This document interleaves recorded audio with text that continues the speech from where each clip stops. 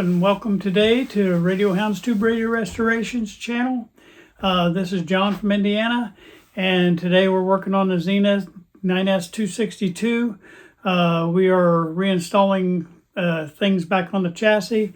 I want to finish up the coils that we started on. We should be able to have all them back in, and I'm hoping maybe even get them installed completely, like with all the wires hooked up. And then my other goal, if we have time, and I know some of these take some time, but maybe get the transformer in, and that way the next week we can get on to something else. But I hope we can get all that reinstalled, and you guys stay with me today. I hope you enjoy the video today. Thank you. Well, hello, and welcome to today's video. We're going to be continuing on the cans. We're working on a 9S262. We want to try to get the rest of this put back together. I have been a busy little beaver. I'm telling you, I've got so much stuff going on right now. It's not funny. And definitely want to stay on top of this. So my goal today is try to get these two cans repopulated and this repopulated. And I'm going to try to go underneath the chassis and try to get everybody hooked up. I'm hoping I can get all that done today. If just for whatever reason that went real easy, then I would like to also, get the transformer put back in, because I'm trying to get set up to where maybe the following week we can try to get the tuning capacitor put back together.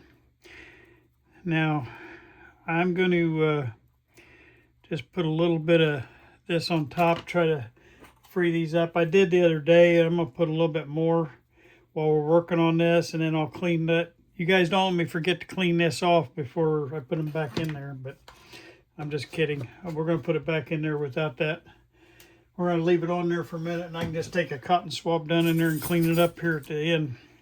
All right, so now we got to see which can gets what. Hopefully I marked these guys. Remember, I put my little 2 right here. Well, if you look inside here, I got a 2 inside the can, and that helps me with that part of it.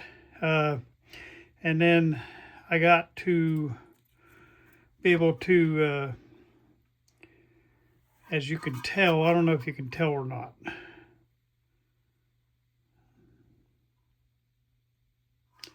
Anyway, I'm going to try to get this pushed back through. The grid cap on number 2 comes out on this side right here. We'll see there's an extra hole right there, and we got to be able to feed that grid cap wire through there, which I probably should have made it a little bit longer. It would have been nicer for me, but my brain wasn't working right. If I made it a little bit longer, I could reach it.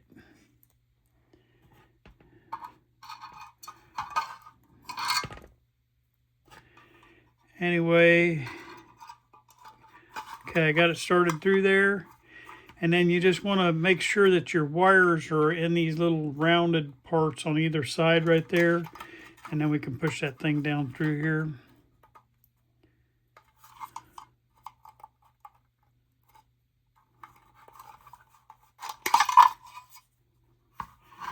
All right, that'll work.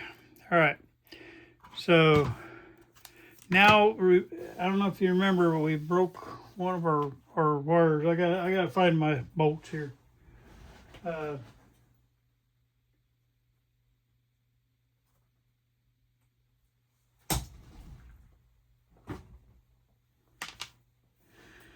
had one of my things that we had to grind off there. Try to find my other ones. Hold on, I'll be right back. Little clip to show you. I keep anything when I take an old radio apart or whatever like that I'm not going to refurbish or whatever. I don't waste any of the parts. I collect them all. And this is the little nut that we had to cut off. I don't remember how that real bad rusted one. And so I'm going to, off camera, I'm going to real quick go through this tub, and I'm going to find me another one of these like this. All right, I got tickled. I went through that whole tub of parts, and I couldn't find anything except for one thing. Well, it really doesn't matter, because if you remember right, I broke the top of that out anyway. So I can just put a regular screw through there, and that should be able to handle it. The only problem is I'm gonna have to probably tape that in so it don't fall out when I'm doing the other end. But it's fine. It sounds good to me. So, all right. So then here's the other one I'm gonna put through here. I'm gonna stick that up in there, and then, like I said, I'll just take my little piece of tape and hold those in till I get it pushed up in there, because it loosened them all up when I did what I did. But I'll put a little piece of tape on here or something to hold it. Well, that tape ain't gonna stick.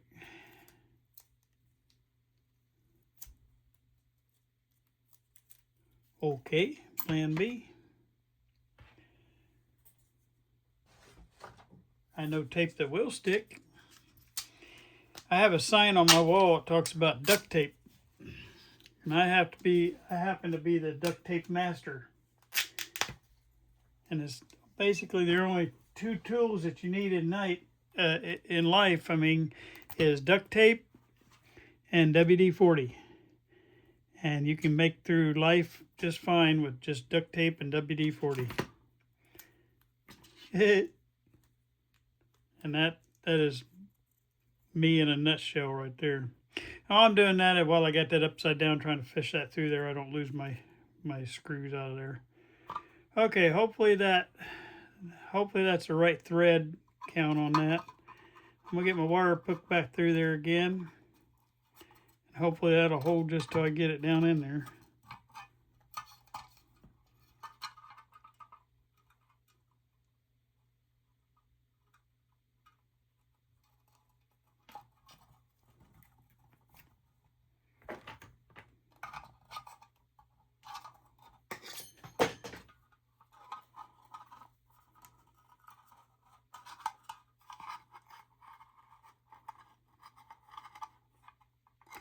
Got my wires lined up again. Now I just got to get these nuts lined up.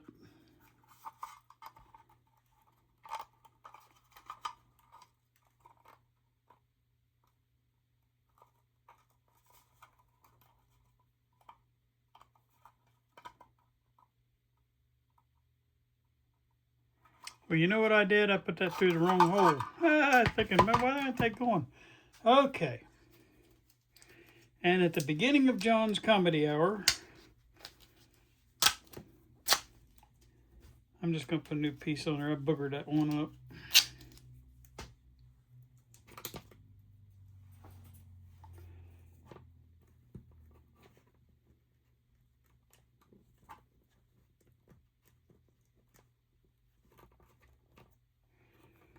All right, let's put it through the right hole this time.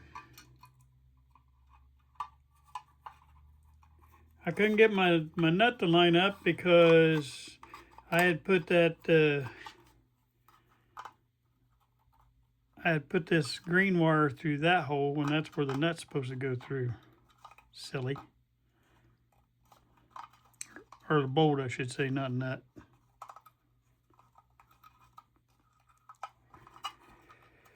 If I can never get them through here, I can get a nut on there, we'll be able to get this thing pulled back together.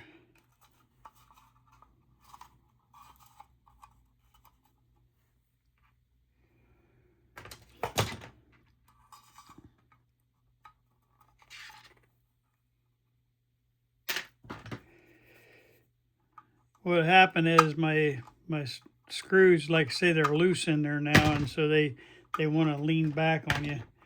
Okay, I've got them started here, so now we're good to go.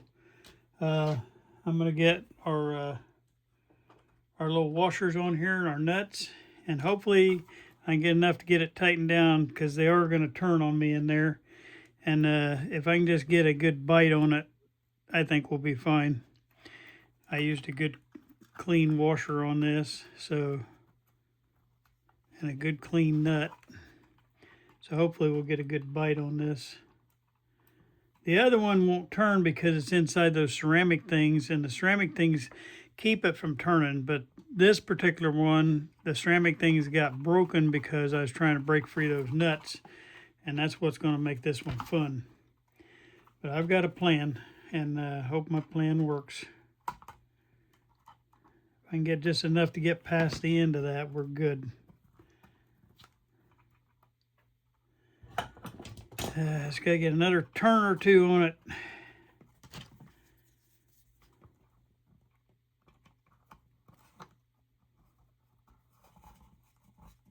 Yeah, there we go. So I can hang on to it with my nippers out here, and then I can tighten it. And that way it won't turn inside there, and I think I can get this tightened back enough to where we're doing okay with it. Of course, I just boogered up my paint job up there, but oh well. I think this other side's going to be fine because it's biting in pretty good. All right. And that one is too. We won that one. All right, so one down. We got it back in the case. All right, so the next one should be a whole lot easier because we didn't booger this one up. All right, so this should be number 1, and that's number 1. And we should be able to line up right there. All right. We have 2 wires coming out the side over here. We have 1 wire coming out this side, 1 wire coming out that side. So we just got to get our nuts lined up, or our bolts lined up. Okay. And that one went real easy. Okay. Get our washers put back on.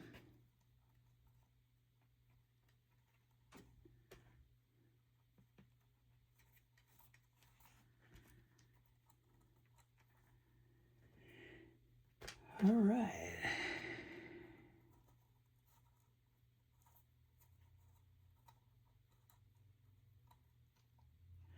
These should not turn inside because it didn't break the little ceramic thing in there.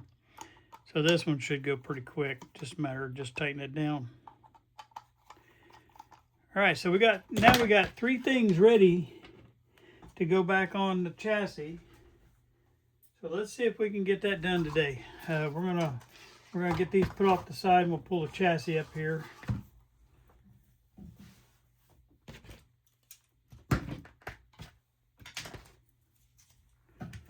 All right, I made some room here.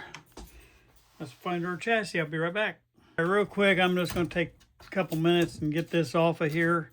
This is left over from the paint job, and I just never took the time to get it off. I'll do the rest of this off camera. I'm just showing you what I'm going to be doing. But this is part of the job too. You got to clean up from what you did. And sometimes when you leave this tape sit on there a long time, it's hard to get off. All right, but I'm going to do that rest of that off camera. All right, we're back. I got the chassis up here. And the first thing we're going to do is reestablish this coil right here. And what I'm going to do is get it fed through the hole. Remember, the little tape on here on the inside reminds me which way the front of the chassis and the front of the chassis is that way. So it goes on this direction because my tape is on this side. All right, so I'm going to feed these through that hole and try to get all these 3,000 wires through this hole.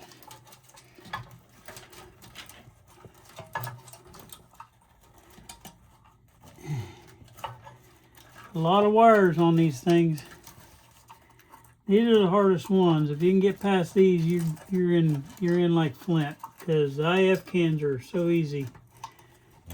All right. Now I'm just trying to get lined up with my little, where my nuts go.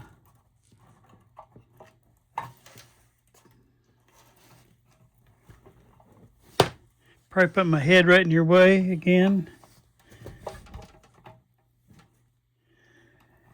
I don't know why, but I can't hit that bottom one.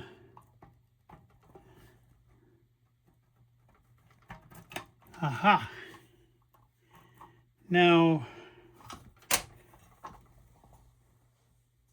we can just get a nut on that top one that'll hold it in place for us. So let's see if I can do that. First I got to get these wires pushed down out of my way.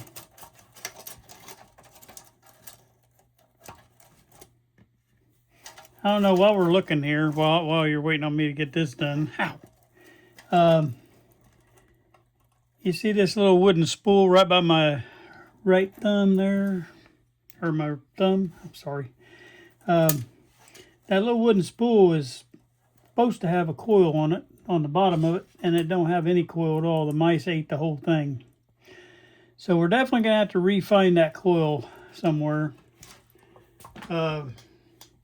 And it's findable. It might take me a minute, but I will find it. If not, somewhere I've got the values of that coil written down. It has two different ohms. One is like 19 ohms and one is 39 ohms. Well, it's pretty easy to make a coil like that. So if I have to, I got the spool, I can rewind it.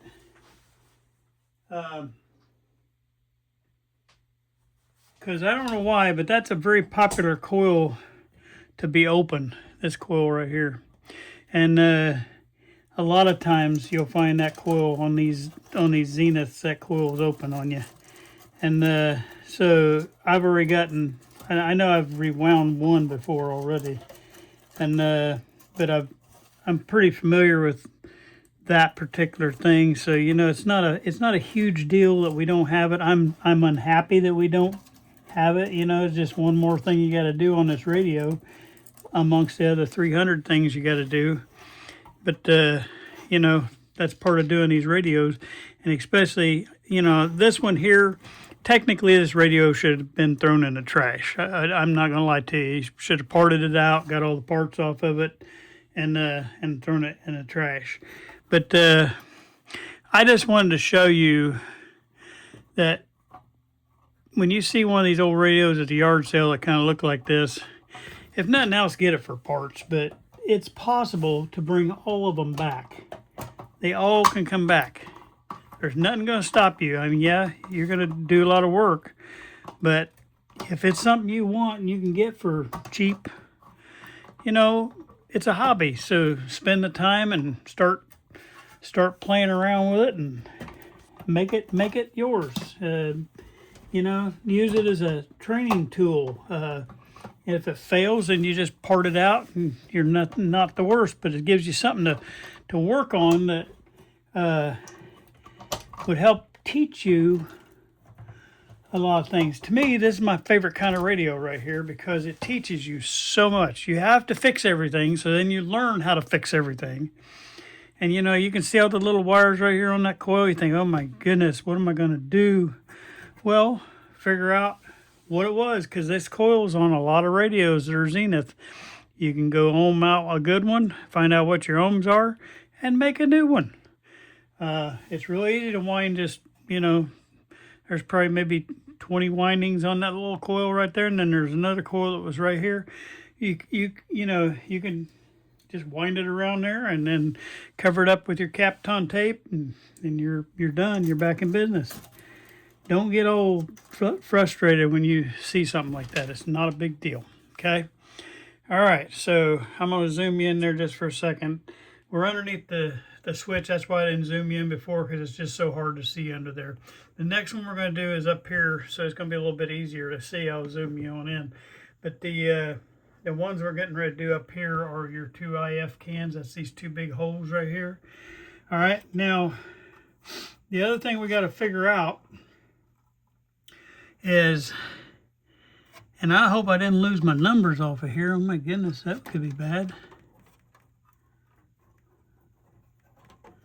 My numbers are fading off my chassis that I wrote. Ha! I wrote on here which terminal strip was which, and whoa. I don't know. Probably when they sandblasted under here, it took my numbers down. But I'm pretty sure. Remember, oh gosh, I got you zoomed in here. The little tape on the inside points me to the front of the chassis. So I'm pretty sure that one's going to be that one. Let me make sure. Yeah. So what it is my terminal strip 2 which is going to go, I got to figure this out. Trying to figure out where they had that mounted on.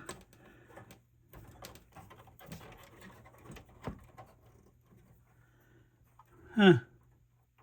I know it's mounted on one of those two, but I don't know how they got it there unless they've got that flipped around. Probably did.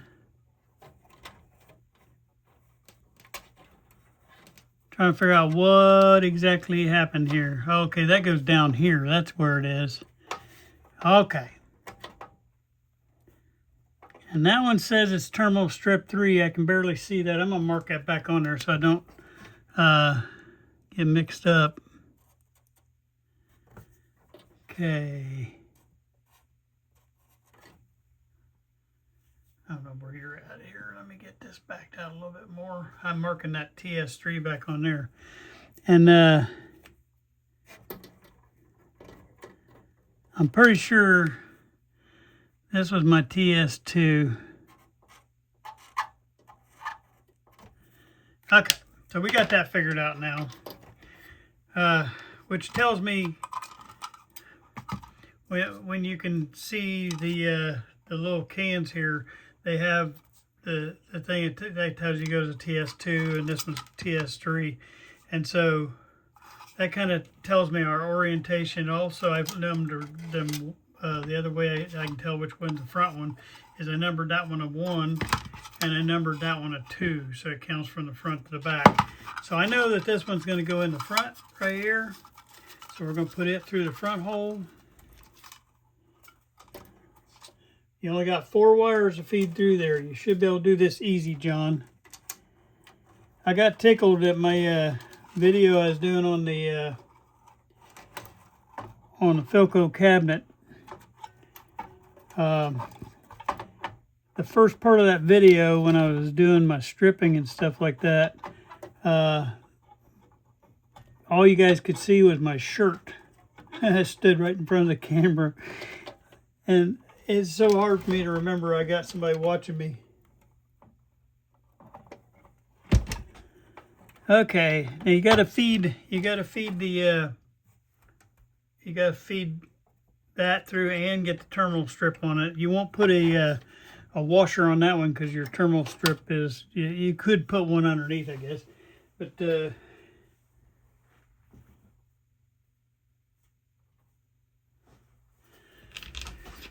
okay, anyway, I don't, but you can. It's wherever, if you want to put one of those washers to make sure you get a good ground. I think we're fine on this one.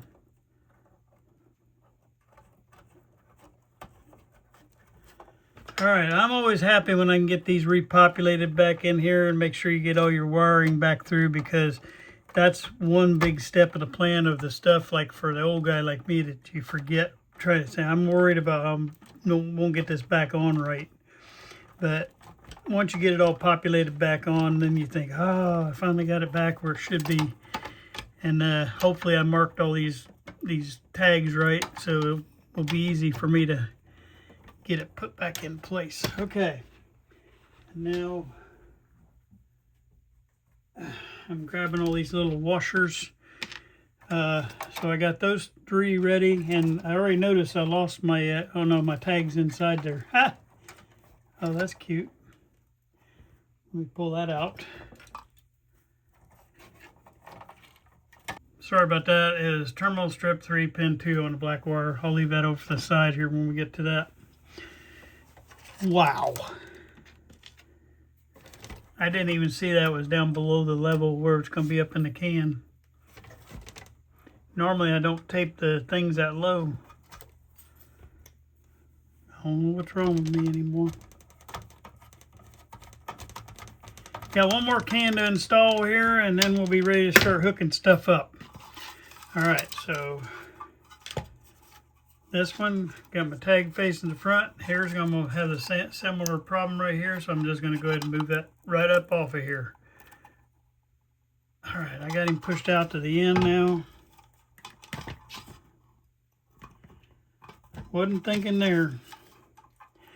Got my little blue tag facing to the front of the chassis. Get the wires fed through.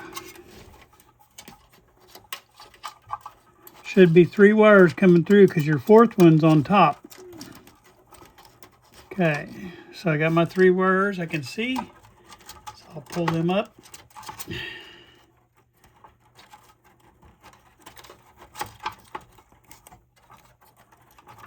I got everybody coming through the middle here. Now I just got to get my, are you guys still in the shot?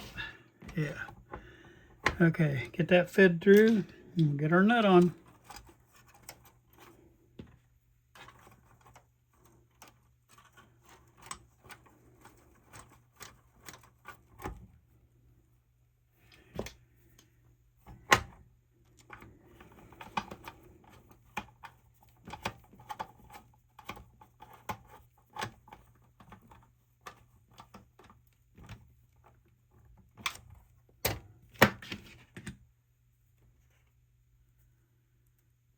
Okay, this bottom one is what holds the terminal strip.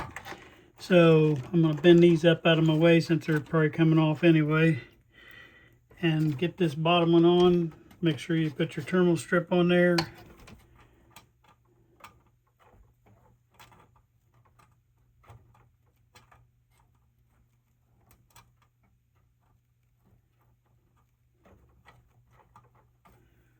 All right.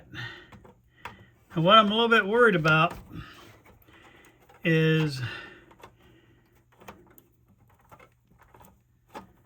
that our numbers got sandblasted off of the switch part, because that'd be a little more difficult to figure out. But we will figure it out. But first we're going to take care of this IF cans, all right? All right, so now we got everybody stabilized. We got everything through the 2 holes. So now we're going to start populating this stuff. And the one we're going to start with is the one I had to rip off there, terminal strip 3, pin 2. Okay, but before I go too far on that, we're going to check. I'll bend these out of my way so you can see it on the camera. We're going to check this resistor right there. Get pointing with your stick so you don't blur it out. We're going to check this resistor. It's supposed to be a 1 meg. It's brown, black, green. On this thing, it's just the bands, and the middle band is black. Oh, the body of this resistor is black too, but it's brown, black, green. Okay, so that's 1 0 with 5 zeros. That's a 1 meg resistor. Okay, so what we're going to do is we're going to check the value on that and see how close we are. Now I'll tell you, a lot of these that have the nice square ends like they do here,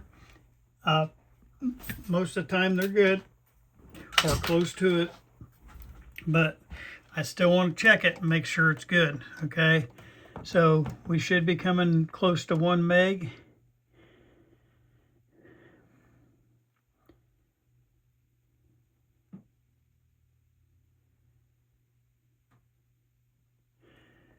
And believe it or not, it's a little bit borderline, so I'm going to take it out. So I want to do that before I hook anything to this terminal strip. I want to change out these resistors here, here, and here if they need to be changed out. That way I can put everything on new and be done with it. So we're going to do that first. Get my pliers here and see if I can get this thing out of here. Yep, just going to cut it. We'll just put a new 1 meg in there. The other thing I see hooked to this is a capacitor up here. So we're just going to go ahead and do that too at the same time. And that's this capacitor right here going up to the volume control. So I know that's got to be changed. So I'm just going to clip it too. Well, what's going on with my cutters?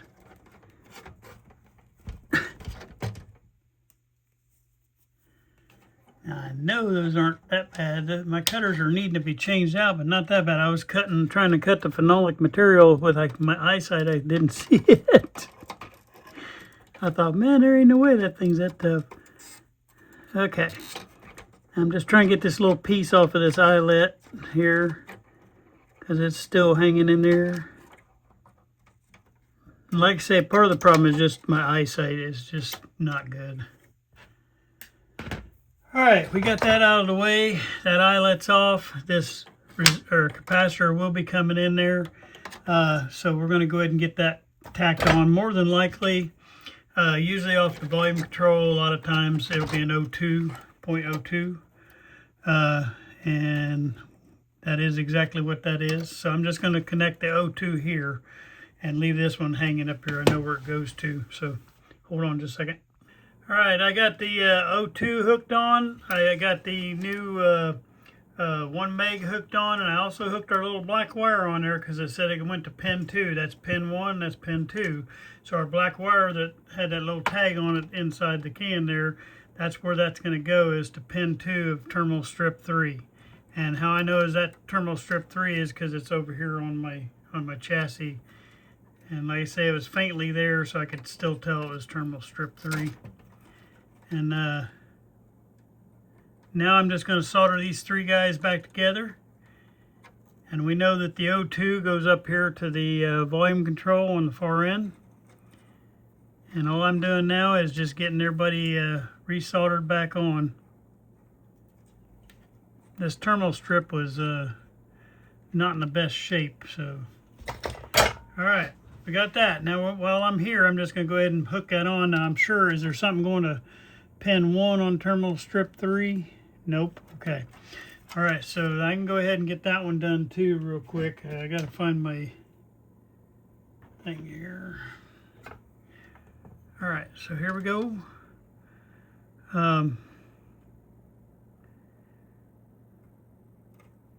Easy peasy. I watch this guy doing concrete. He's pretty popular. Got a lot of followers on YouTube. His name's Ryan. He when he gets at the end of a concrete pour and he does the last broom pull on it, he goes easy money. And so I guess that's what I'm doing there, easy peasy. But yeah, it's not easy. There's nothing in this hobby that's easy.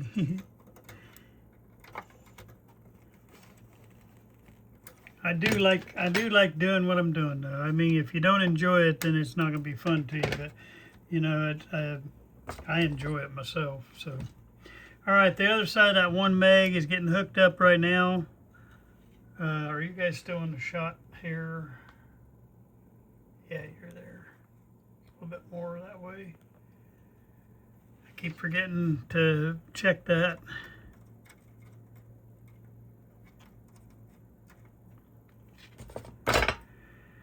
All right, as soon as that hardens just a little bit, I'm gonna flip that resistor up here a little bit and get that out of our way for the rest of this stuff.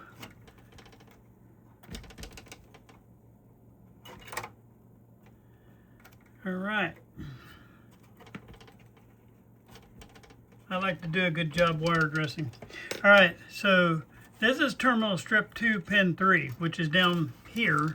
So let's get all these wires bent out of our way and try to play around with this terminal strip now. So since we're going to start populating stuff on this terminal strip, we're going to go ahead and check these dog bone resistors that are on here, and let's just see what values we get from there, okay? The other thing I'm going to do is I am going to go ahead and completely replace this capacitor right here. So let's go ahead and just get that done right now. This capacitor is coming out. You want to leave a little bit on these ground. You don't want to have to solder on those. Oh, I'm not up there. Sorry. You don't want to have to solder on these right here. So you always do the coil method on that. That way you don't have to get Big Bertha out and have to solder. I always leave me some right there hanging off of that. I leave me a little stub hanging off. That way I can coil this capacitor back on. All right. I like these old look of these old Mallory capacitors. They're just, I don't know, they got a cool paint job, cool look. And I've already saved a bunch of them, so I'm not saving this one. But I save them on my little shelf up here. One of these days I'll give you a tour of my shelf. But that way you can see some of my collection. But I'll do that on the end of a Timeout Tuesday someday or something like that. All right, so what we're doing now is we're going to go ahead and knock that capacitor out on this end, get the coil end hooked on there. And we need a 0.05 is what that was. I just put in a capacitor order, so I should have some of these coming. I'm getting kind of low on 0.02s and 0.05s, so I placed an order. All right, and we're going to get our coil method going here. And what I'm doing is I'm just putting the nail in there, 3 spins for you guys to just first seeing this. 3 spins with the coil like that on a little finish nail, and then clip that right there. Take your pliers, make sure I'm in the screen here. Take the pliers, squeeze that together, bend the rest of that little piece around, then turn your nail up like that, and you got a real nice little coil that'll slide right over that, okay? All right, so there's that going up there. And if you're worried about something falling down like this, just slide it on and then take the tip of that wire right there and just put a little L shape in it, and that'll hold it for you while you're soldering. Oops, bumped you. I've been doing real good about not bumping that camera, and I bumped it. I still haven't had a chance to build my jig for this camera, but I've already got it all planned out. I just got to have time to build it. But I'm going to be building a jig for that. That'll hold the camera up a little bit away from me. It'll be coming more looking top down. Well, not top down, but a little higher, about another 6 inches above my hands, where my hands work. That way I'll quit bumping this stupid camera. All right, so the next thing I want to do is test these two. And like I say, when I get my new bench built, which will be probably next year, when I get my new bench built, I'll have my multimeter in the camera shot here too, so that way you'll be able to, hopefully I'll have it in there, but you'll be able to see. Now I'm going to try to clip this on here and get the value of this resistor right here. It's a 1, just a little bit over 1 meg. Now I don't know what it's supposed to be, because this is, I don't know, it's coming off of there, but I got to figure out what it's supposed to be, and the only way I can get it is out here, because it's all just a gray color. I don't know if it got hot. I really don't know what happened to it, but it's coming out. And as you can see, there's no way of telling what that resistor was. So what we have to do there is I got to find my schematics. Hold on just a minute. All right, I'm back. I got tickled myself. I forgot that we've only been working on getting this chassis up and going. I haven't even printed the schematics for this, so I got them printed now. I went out to Nostalgia Air and got them printed. And by doing that, I found out that this little burn-up resistor was a 1K. So anyway, that's what we got to do, is put a 1K back in that hole right there. So what I'm going to do next, though, is I'm going to get these ports cleaned up.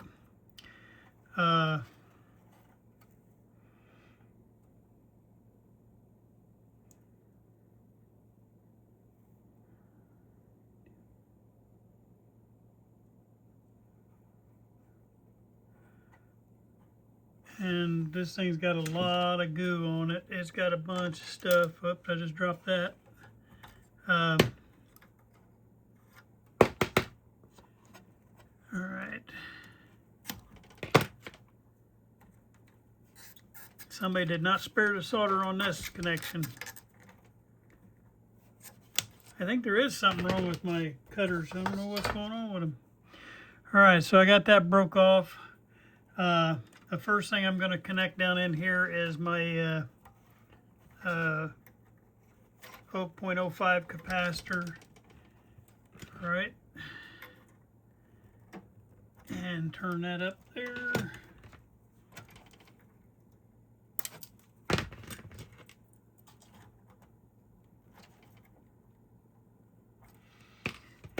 All right, the next thing is we're going to put this one here. It says going to terminal strip. Excuse me, that's the wrong one. The yellow one. Terminal strip 2, pin 3.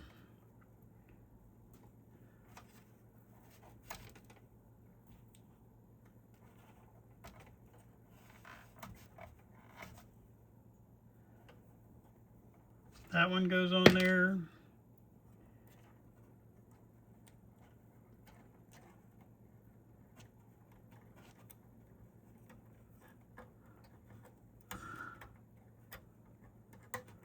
This probably is going to be all I can do on this video, just to get all this stuff reconnected.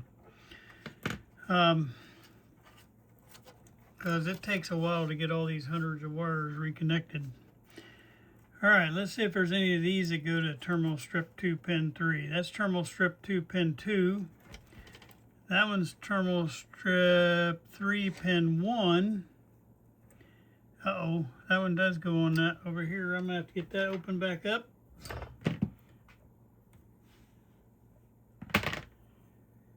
Okay, I got a little crazy and soldered that before I needed to.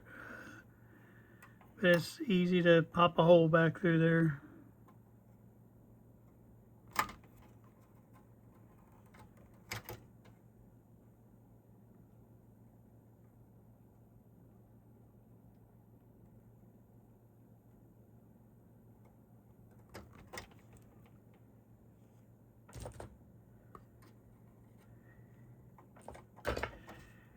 Alright, so let's just go ahead and get that one mounted on. That way we got him out of the way.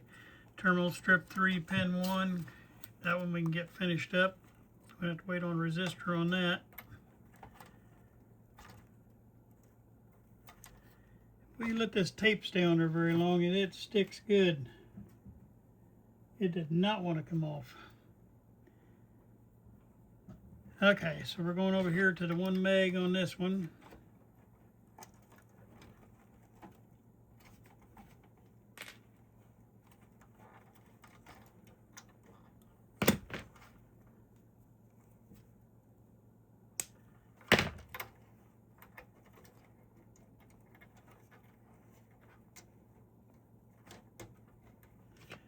And we got that pushed back through there now. Now we can get this soldered back again. I should have known that 1 meg goes between the 2 IFs. It joins the 2 IFs together, and I should have known that there was going to be something on the other end of that 1 meg besides the switch. Alright, we got that one tucked back in. And that goes to ground. Okay, we might be able to get that one on. We get that one out of the way. Any of these wires I can get out of my way so I can see what I'm working on. That'd be great. Well, let's see. I can go around this way. I got to get to that ground underneath there. I hope I put a long enough wire on that one. Gonna be close.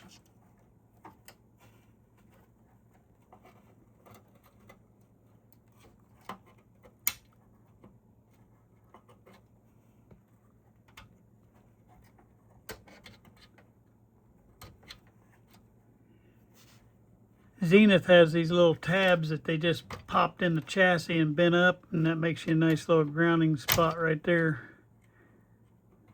And that's what I'm doing right now.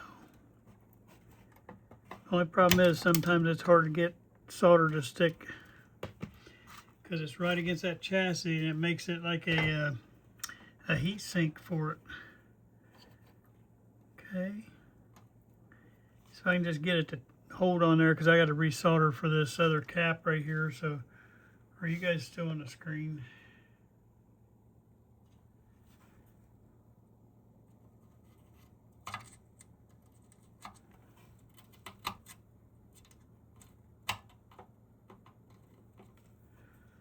Right now I'm just going to get it tacked on there so it don't flop off of it. Alright, there we go. Alright, and while I'm doing, I'm going to go ahead and get this other one cut off of here. It looks like it's a 22K. That way I can finish cleaning up these other ports because I know this one's bad. I already checked it. So we got a 1K and a 22K. And I was a little bit baffled until I followed this. So this is one of those things that I could show, I guess. It's a teaching point. You can come off of here and right there, that little R coming off that coil, that R14 is the 1K that sits in that first slot right there, okay? And you look down here and I look over that way, there's nothing but wire. Look down this way and come over here, there's nothing but wire. Then you look down this way and you come over here and there's nothing but wire. You come down here and there's nothing but wire. And you think, where's the 22K? Well, if you keep on going on this line, right, way over here is R1. R1 is your 22K, all right? Now, if you were just looking at that, in real life, the 1K and the 22K are touching each other. But on the schematic, the 22K is over here, and then way over here is the 1K. But electrically, there's nothing in between. And I'll say this 100 times till y'all get it. This right here, this resistor is actually tacked right to the end of that, and the wire's on this end of it. The wire goes off of there. So I hope that would help you. That's a good teaching moment for what I keep trying to tell you. Is looking at the schematic, you're gonna see something different a lot of times than looking at the real life, because the real life, those two are sitting right next to each other, and it's electrically the same point because it's just a wire, and the wire just happens to be on the other end versus the end that is shown on the schematic. You can have your wire on either end of those two parts because those two parts touch each other directly. The only thing in between them is a lot of wire. Well, in this case, that was only on the schematic. In this case, there's nothing in between them because they're touching directly. And the wire that's coming off of that 22K runs out to the point where it shows on the schematic where the 22K is, and it runs the wire on that side of it. And I'm hoping I'm not beating a dead horse here, but I just feel like it's still just a concept that is what 90% of the people struggle with when they're starting out here, is they look at that schematic and say, well, where did the 22K go? Where is it at? I don't see it on the schematic anywhere. It's not there. Well, it is. So it's just a matter, you gotta follow those lines down until you find it. And you gotta go until you exhaust every line all the way to the end of the line, and eventually you'll find your part, unless you're on the wrong line. I mean, you could be doing something wrong yourself, but if you know you're on the right line, it's going to be on there somewhere. It might be hidden out there. It might be clear on the other side of the schematic, like this one was, but it's there. Okay, there are so many little parts and pieces floating around in here. I'm just trying to get them all out. And trying not to cut one of them two wires hanging right there. This is where the eyesight problem hits, because you cut the wrong thing and then you're sorry. Then you have to put a new wire in. Ask me how I know, because I've done it 1,000 times. Okay, whoops.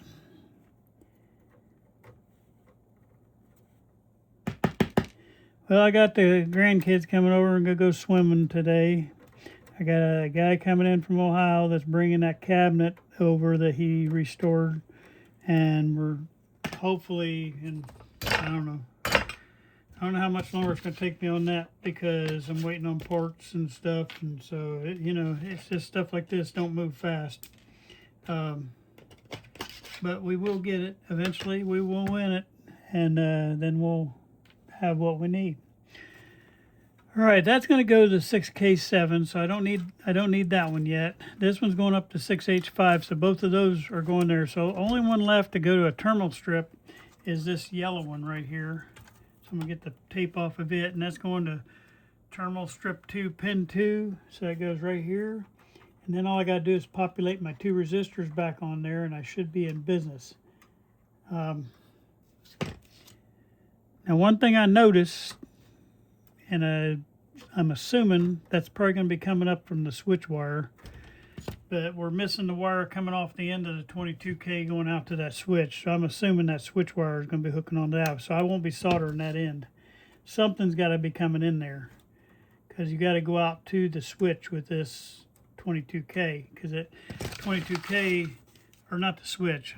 Oh boy, the wire for the tuning eye is what I'm trying to say. So when we bring that wire for the tuning eye in, it's going to hook right there to that.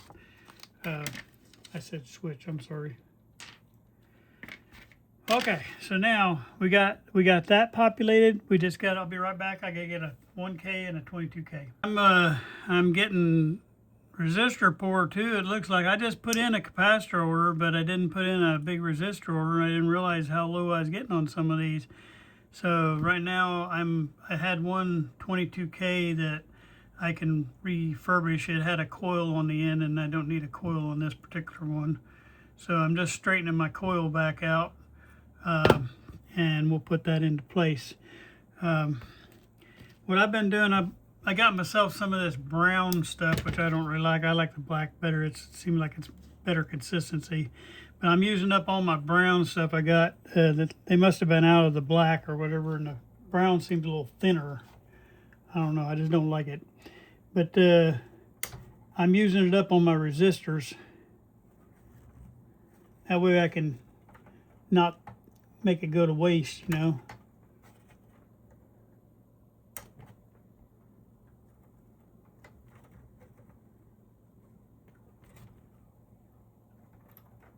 Well, I just lost my thingy.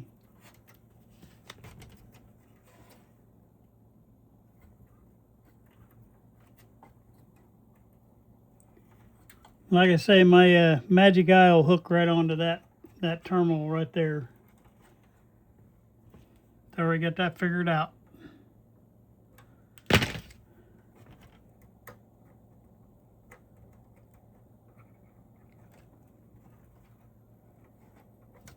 I have to have something to pull down on that while I'm bending that back, and I just needed 3 hands, I guess.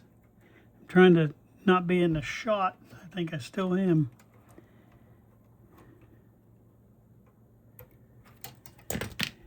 All right, there's my 22K, and it's hooked in. Now I gotta get, did I do that backwards? I put the 1K on the wrong side. Ha! That is funny. I went the wrong way. It goes over her.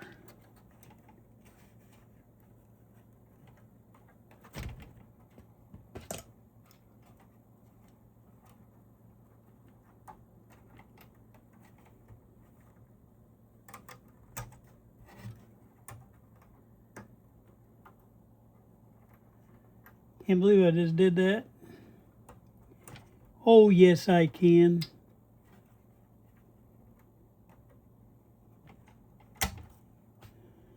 All right, let's solder that up. I can solder both of these because that's all the stuff going on in these, I think.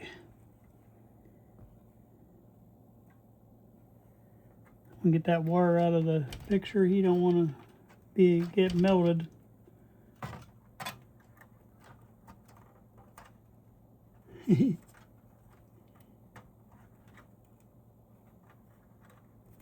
All right, I gotta get my hand empty here so I can try to get that thing pushed back underneath there. It's wanting to be right in where I'm soldering. It has nothing to do with that. There, got him tucked back now.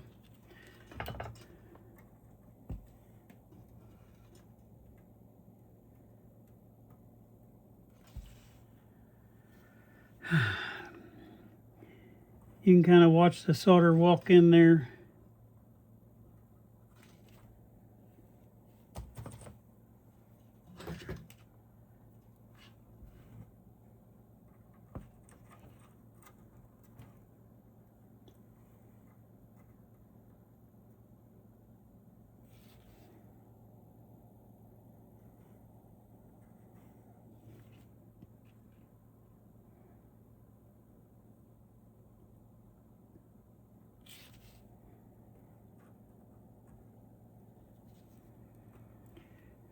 Okay, now I got to stick my 22K up in there. I left a little hole for it.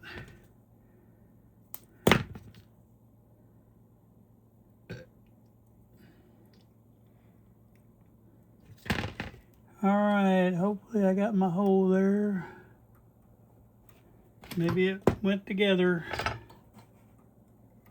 Try to leave a little hole at the back of it.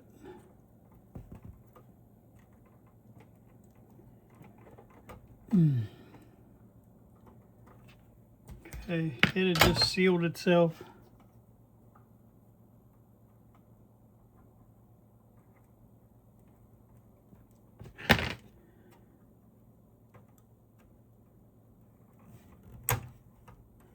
It'll take me the whole video just to get the IF cans back in, man. I'm telling you what. There's a lot of stuff to fix right here, though. All right, let's finish sealing that one off.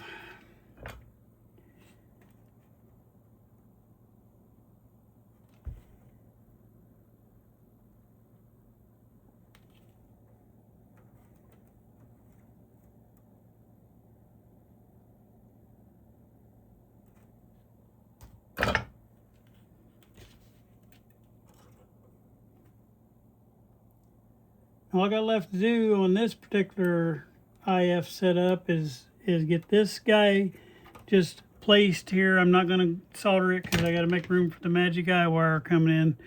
But I'm going to get these other two wires hooked up. They're both going to tubes. Okay, so that's all done there. Now we're going to get the 6K7 pin 3. And that'll be this pin right here on my 6K7. So keys right there, pin 1, pin 2, pin 3. And it's also the one without a wire, so that kind of helps you too. All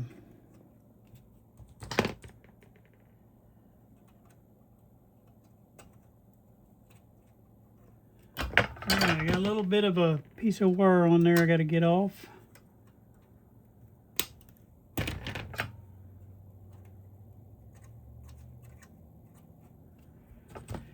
All right, I got that. Now we just got to get this little wire right here disconnected. We're going to run this underneath everybody.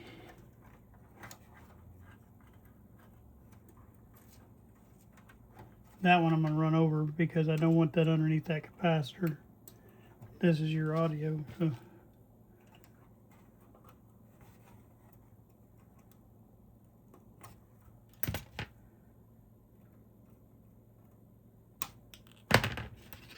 Okay.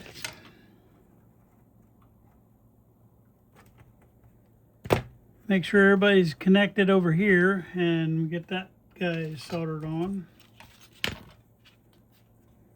Hopefully these switches will go a little quicker. I don't know if they will or not. If not, we'll make 2 videos out of this. One way or another, we'll get it. All right, so the last one on the IF we got is this one that's going to 6H6 pin 5. So that means it's got to go around the back side over here. So we're going to run it underneath this and around the back side of this. Am I free? Yeah, I am. Okay, I'm going to pull him out through that side. He's going to run up through the top here. Get this guy out of my way. Okay, our pin 5 up here. This is a 6H6. There's pin 1, 2, 3, 4, 5. It's the black one, and you can see my little wire hanging out there where I'd cut it. So I'm going to go ahead and get that off of there and get my hole made.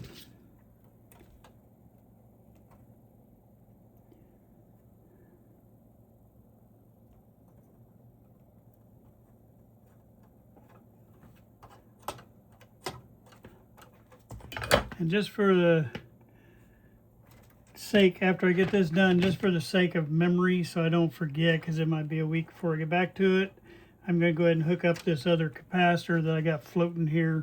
That way I can remember where it went. Most of the time I can remember if I'm coming right back to it, but you know, with us having water under the bridge, you never know. It might be something happen, you don't get back for a couple weeks, you know, so you want to make sure you kind of wrap up where it's something at a quitting point. Okay, there's my wire through the 6H6. Are you even in the screen up there? I hope you are. Okay, and clip off that excess right there. Get this sucker soldered up.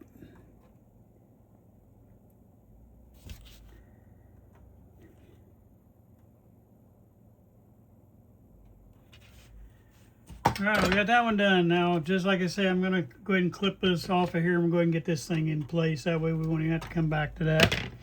And I won't have to try to remember it. Okay, so I just took that mica cap off of there, and that way I can get this terminal strip cleaned up, and then we'll stick it back down through that hole.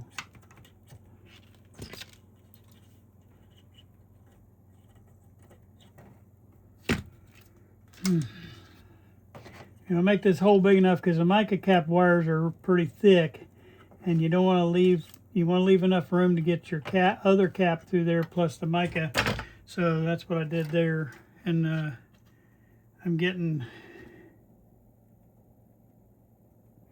my Teflon tubing on there, and then we're going to hook that up through there. Okay. Now I don't like that. I might put a longer Teflon tube on that one because there's a lot of distance there, and you don't want that shorting out. This is your audio, so you don't want your stuff shorting out against that potentiometer. All right, so we got that. Let's get this mica back down through here.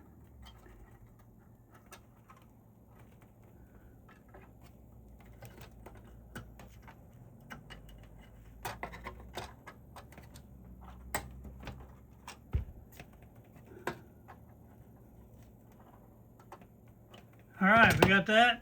Make sure your numbers are turned out here where you can see them good. I always preach that, but that's what you got to do. If you do it right that way, because when you get to the troubleshooting phase, if you got all your stuff turned backwards and whatever, you're going to thank yourself when you have all these numbers facing out. That way I can see exactly what's going on and retrace my schematics, figure out what I did right, what I did wrong. It makes it a heck of a lot easier. Now, I got that all hooked back up. We're all done with the IF cans. They're all reinstalled. The only thing we got left to do is hook our Magic Eye onto that terminal right there, and we're good. Now we're going to flip the chassis over, and we're going to see how much of this we can get done. I got to kind of look at my how many minutes I got on this video already.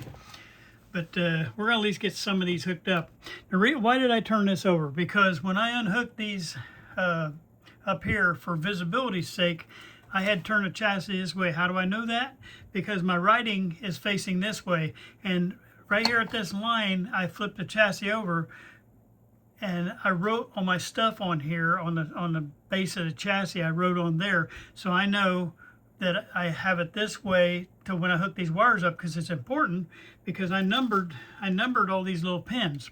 And how I numbered them, I'm just going to show you. I'm going to zoom in here just real quick and show you how I numbered them. Okay, we'll do it on this first switch right here, okay? I always start, see the big bar right here that's on the center tap. It's kind of like an oval shape of these wafers are. So right where this nut hook's on, I count right above that. Okay, that's pin 1, pin 2, pin 3, and there's 6 pins until you hit the other bar on the other side. And then number 7 counts the bottom half, so it'd be 7, 8, 9, 10, and that's how I number these, and it makes it real simple when you're trying to put stuff back on. Then it'll say, and then I always number like that'll be switch 1, that'll be switch 2, and then out of camera shot over here, if there was another one, that'd be switch 3 against the wall. But I think this one only has, yeah, it only has 2 switches. So we're going to just be on this switch and that switch, okay? So let's just take, for example, okay, this one right here, it's switch 2, pin 1. So we know right off the bat, the switch 2, pin 1 is that one right there. It's right above the bar. Pin 1 starts right there. So all I got to do is put that on switch 2, pin 1. And that makes it a whole heck of a lot easier. The only reason I'm not going to do that right this second is because you always want to do the little hard ones first, and I'll show you what I'm talking about if I can get, you can't even see it for all the blue tape in here, but there's these ones that are made out of the hard wire like that right there. And you want to do those first because it's hard to maneuver around them things, so you want to get them things in place. And so I'm going to figure out where this one goes. So this one go, and most of them go, oh boy, I can't do that one yet because I don't have the term. I may have to wait on that one. I may have to wait on this whole thing now that I look at it, because it wants we got to be able to solder all that stuff in the back before we get all these wires in our way. And let me back out here a bit. We got to be able to solder through these holes. There's 3 holes right there. and we'll have all these wires on our way, we won't be able to solder any of that. The other thing we're going to do while we're here, and so I may have to wait till the next video to do this, but while we're here, we're going to, I'll get it out. We're going to go ahead and do the recap. We're going to change out these capacitors and any resistors all around this switch area so we don't have to come back here. It'll be all done, okay? Just like we did down there with the IF cans, we changed out capacitors and resistors in that area. Now we don't have to come back. That's all recapped. It's done, okay? So here's what I'm doing. I'm doing a command decision to change this thing right now. So what we're doing now, instead of doing these today, because what we'll do is next week we'll get the tuning cap reinstalled, and that way I can get it finished up, reinstalled, and that way we can get these switches hooked back on. My brain wasn't thinking when I did that. So instead, for the rest of this video, what we're going to do is we're going to reinstall the. And doesn't that look pretty? It's starting to look pretty up here. Let me back out and you can see a little bit. It's starting to look nice up here. But we're going to try to reinstall the transformer. So I'm trying to get out of my mouth. Somewhere I brought the transformer in. Here he is right here. And I did lose in all that process. I lost one of my little tags off of it, but I got the transfer all cleaned and painted. I got the little tape on the bottom which tells me which way the front of the chassis is. So that means it's going to go through like that. But also this one pretty easy because all your wires come out the back side right here. And your hole is toward the back. So you about have to do that. Excuse me, I'm burping. You about have to do it that way. There's no other way really to put it on.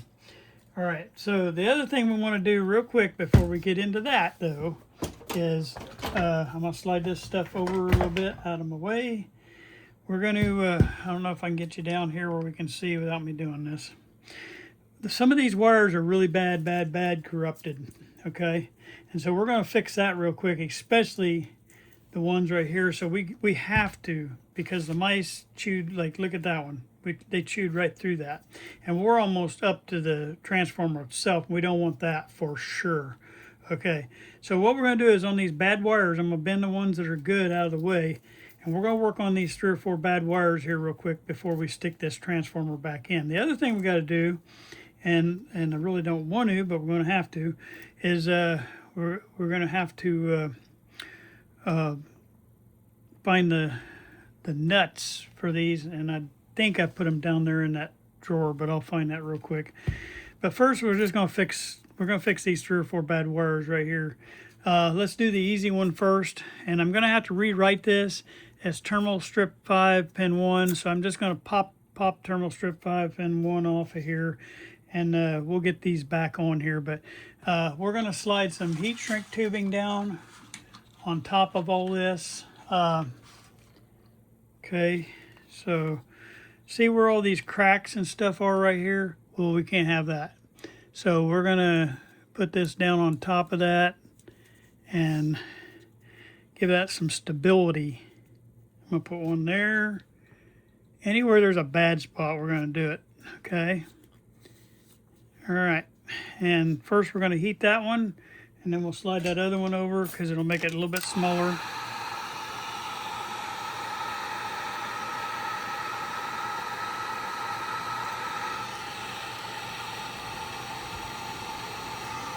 You definitely want stability, especially underneath there, right around where the transformer is.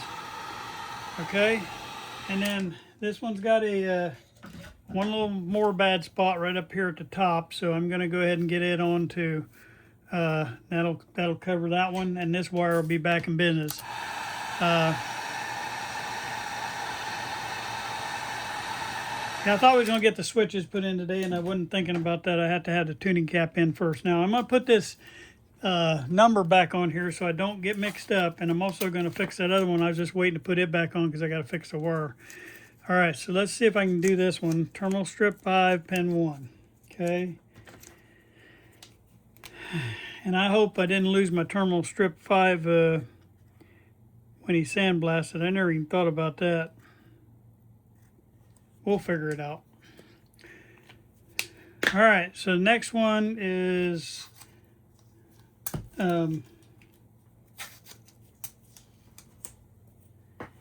Next one I want to fix is this guy right here, and this is terminal strip 4, pin 3. Terminal strip 4, pin 3. But look at all these wires that are just loose hanging on there. This is totally unfixable right here. So I'm going to have to gamble. And I don't know if you can see it. Are we in the shot? Yeah. I'm going to gamble. I'm just going to cut this because these wires right here is all you got left is just a bunch of frayed little wires. And hopefully I can get enough stripped off of here to be able to connect the wire on. That's my plan. Pray for me that I don't have to go any shorter because I don't want to accidentally cut this wire in two and then be even shorter. So I'm just barely squeezing that just to get the coating off the outside, and it worked. Now if I can get this tinned up, we're in business. Okay, so I'm gonna put a little bit of flux on there. All right, let's pray that I can get this thing tinned up. It's not too oxidized.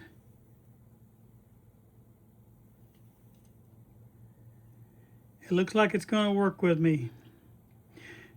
I'm not too worried about these other ones. If I can get this one fixed, we're doing pretty good. All right, so now I'm going to get me a piece of black wire, and I don't know how long this was originally, so I'm just going to make it a little longer. I can always have that piece of wire for other stuff later. I can cut it off. All right. Everything wants to hang on to everything.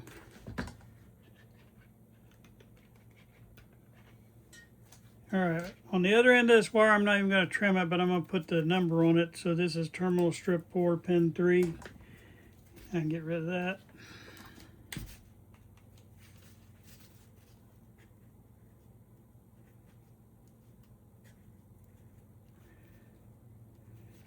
All right, we got to tin up this end right here.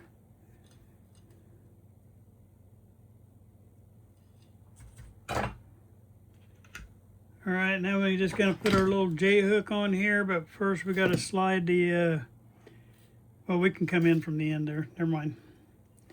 Okay, so I'm going to put a little J hook here, and then I'm going to put a little J hook here, and I'm going to hang on to this wire here so I don't, on the inside, I don't know if you can see my hand.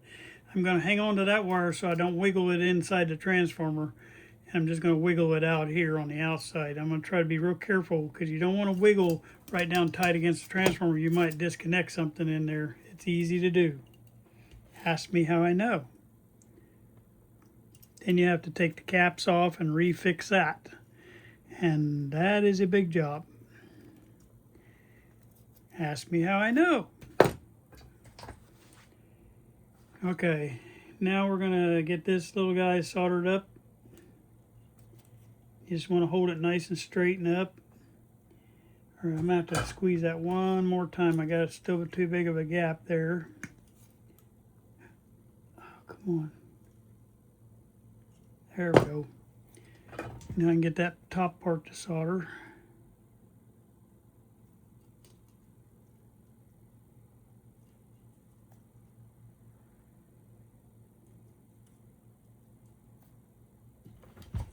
All right, we got that.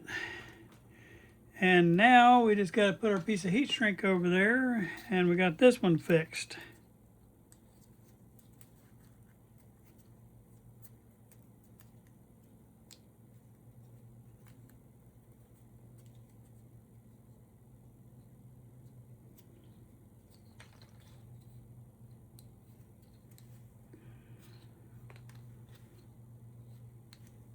And if you wonder what's going on, I'm going to have to come back.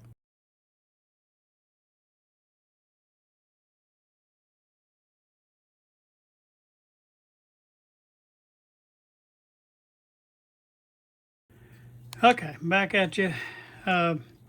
My heat shrink, I put that stupid tape with the number on it, and I had to get over the top of that, and it was just causing me time there. All right. So that one's fixed now. I just found another wire here that's messed up, so we're going to fix that too.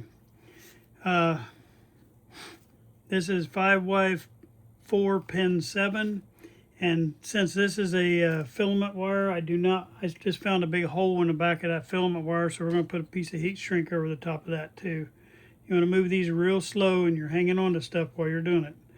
I'm going to put that there so that'll keep that from shorting out against that cabinet.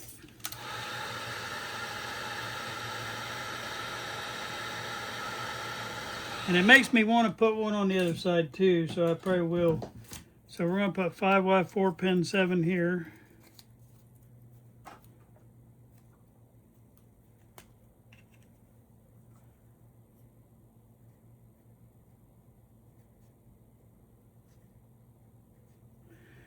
And since the other filament wire is right there, I'm just going to do it. And that way we don't have that problem later on, because it looks like it's wanting to crack too. And might as well, right? While you're right here is when you do it. Okay. And this is the 5Y4 pin 8. These are your filament wires for your 5Y4. It's going to have a lot of amps there, so you don't want that touching that. Okay, 5Y4 pin 8. We're almost ready to put this thing back in there. 5Y4 pin 8. So pin 7 and pin 8 are the two filaments. All right, now we got 3 more wires to fix. We got to do this one, put a little coating just on this one. So this is terminal strip 4 pin 2. Okay.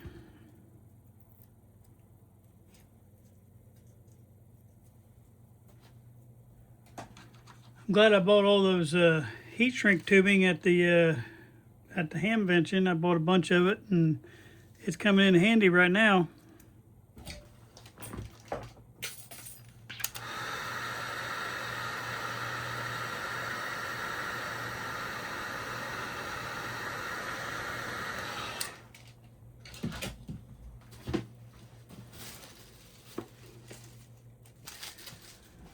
All right, I got to put the little piece back on here. It's terminal strip 4 pin 2.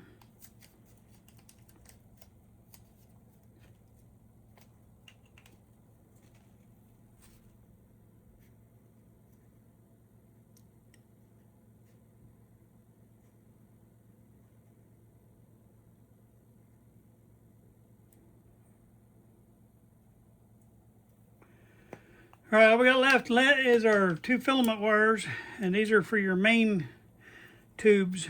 And all I'm going to do is where all the coating came off of here, I'm just going to run a bunch of heat shrink up through here. And I don't want to mess with adding on to these wires because these are nice wires. But we will add the coating on here, and that'll give us protection all the way to hooking it onto the tube. We're just re-adding the coating. My hand right in front of that heat, duh.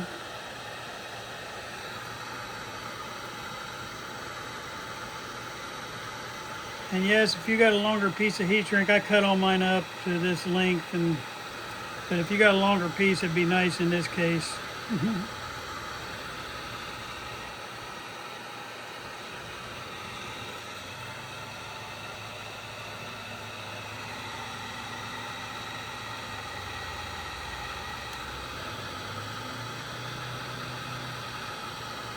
All right, one down. This is the one that was missing the tag. It was a 6C7 pin 7. So that means the other one will be 6C7 pin 2. Because 6C7 has filaments on pins 2 and pin 7. And once you get this connected, that gives you filament voltage to all the other tubes out there. Okay.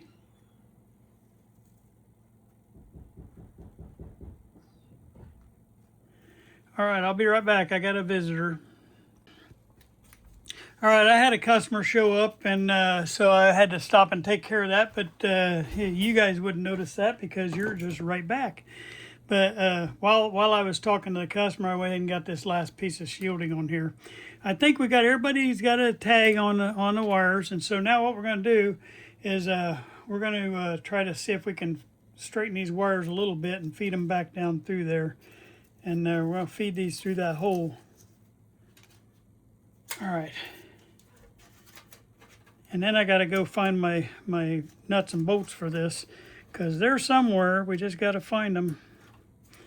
And I'm hoping these wires are long enough. If they're not, we'll add to them underneath there. All right, so now we're going down through there, and looky there, we got that thing back on there real nice and pretty. And I'm gonna tip that back up here. And let me put you on hold for a second, and we'll see if we can find the bolts for this. This is gonna be the final part of this video. I've got the bolt now to go back through here.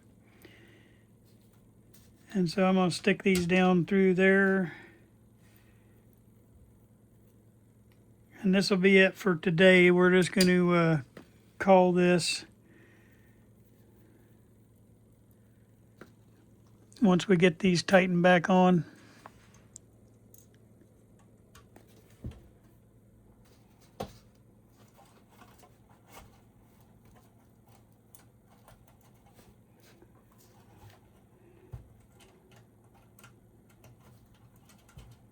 A lot of this is just time spent trying to get your hands to work right.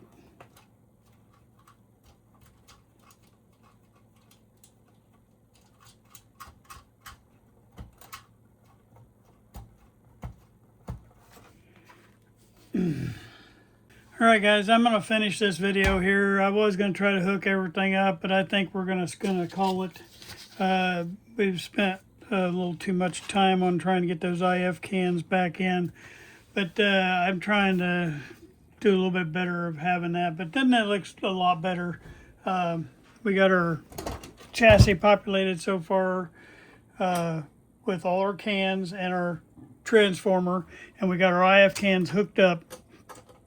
Next week we're definitely going to get the tuning capacitor put back on, and then get as much of that switching as we can wired back on. It'd be nice if we, underneath here, we could get all this, where you see all this blue tape. If I could get everybody hooked back on, that would put us in great shape on this radio. Things just to look at in the future. We still got a long way to go on this radio, but things to look at in the future are this little band right here is broken. It's snapped in two. I think I've got another one of them. This thing is rotating pretty good, but it's rotating inside of itself here. This little motor right here seems to be turning okay. I'm hoping I can put a little juice to that and kind of see if I can get it to spin good. And this is automatic tuning. That'll turn this little thing here, and it'll flip you from one side of the to one side of the dial to the other side of the dial. But anyway, starting next week, first thing we're doing is putting this tuning capacitor back in. And we get that tuning capacitor back in, then we'll be sitting pretty good. I do have to oil that capacitor real quick before we get it back in. But if we can get that thing reinstalled, that'll put us in the shape where we can get all these wires on the switches hooked back on. So that's my plan for the next video. I hope you enjoyed today's video.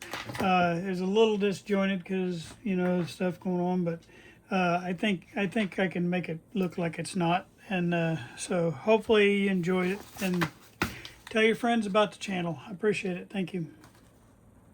Well, once again, long-winded Johnny.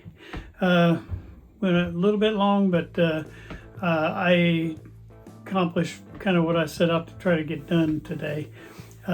Next week we're going to try to get our tuning capacitor finished up and get it put back on, and that way I can get ready to put that front panel back on the radio.